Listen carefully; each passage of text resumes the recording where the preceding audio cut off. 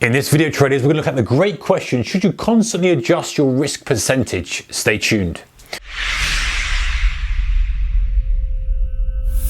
Hey guys, great question from a subscriber this. Should you be constantly adjusting your risk percentage? I think it was from a subscriber, Hi W, so appreciate that question or that comment. This makes a lot of sense and it's really good question. Okay, so the question really is this. If you have a bank balance, if you have a trading balance of, let's say 10,000 and you're risking X percentage, when you lose money, should you be reducing that risk each time to compensate for the new lower account balance? Now, if you think about it, right, you've got £10,000, you're risking, let's say 1%. And 1% would be £100. Let's say you lost that trade, so now your new account balance is 9,900.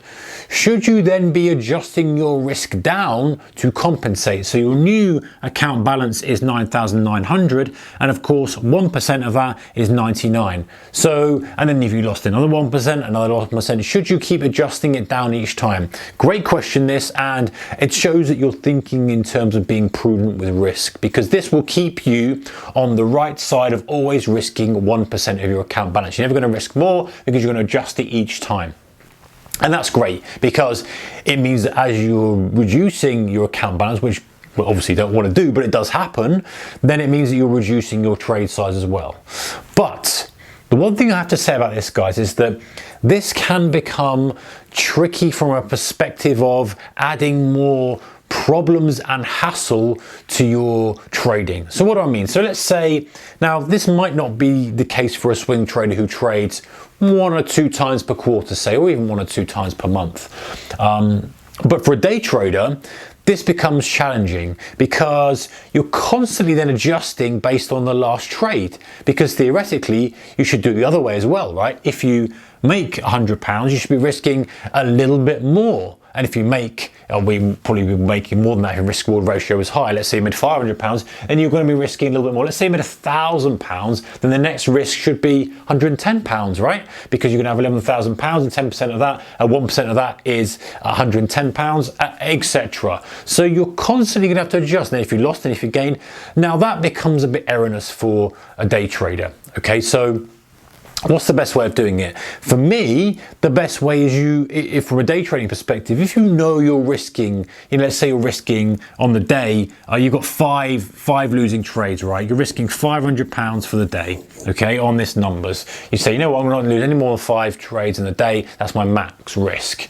So during that day, you can stick to the 1% risk if you're using the 1% rule of your account balance. In this example, is £100. So you can take 5 trades at £100 risk on each. Now, I appreciate on the 5th trade, that's going to be a little bit more than 1% because you're going to be down by £400. So I get that, but it's not a massive order of magnitude. And I think that the payoff in terms of being able to stick to your position size and just not have to think and recalculate every time makes sense. Now, if you want to adjust it every day, by all means do that, but maybe you can do it every week. Maybe you can do it twice a week or something, but every day is fine because you've got the time to do it. The point is, okay, what's my account balance at the end of the week? Oh, right, it's 12 end of the day. Oh, it's £12,000. Okay, well, if I want to risk 1%, I know that I need to do £120 risk, so my position size is X, or whatever it may be, however you calculate your position size on the fly. The point is, what you don't want to be doing is doing it, in my opinion, is doing it every single trade you take if you're an active trader. Of course, if you're a swing trader,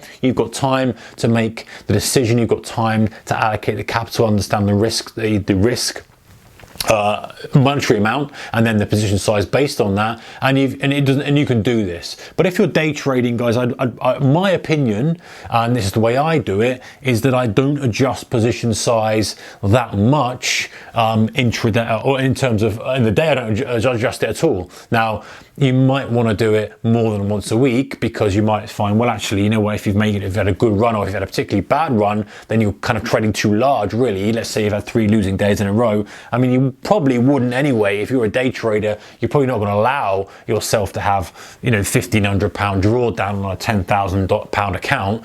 But just for arbitrary sake, let's say you did, then at that point it's probably too much risk. So every day, good chance to go, okay, what's my position size for tomorrow? And don't forget, you know, often you might want to vary this between, depending on market conditions. You might want to go up to 3%. If the market conditions are working and you're particularly on form and your strategies are hitting the mark, then you want to dial up the risk. So I think the kind of summary is, at the end of the day, work out for the next trading day how much risk you're going to take based on how much you're prepared to risk as a percentage of your trading capital, and any other variables that you've got that determine your risk percentage. But great question, appreciate that. Take care guys, bye bye.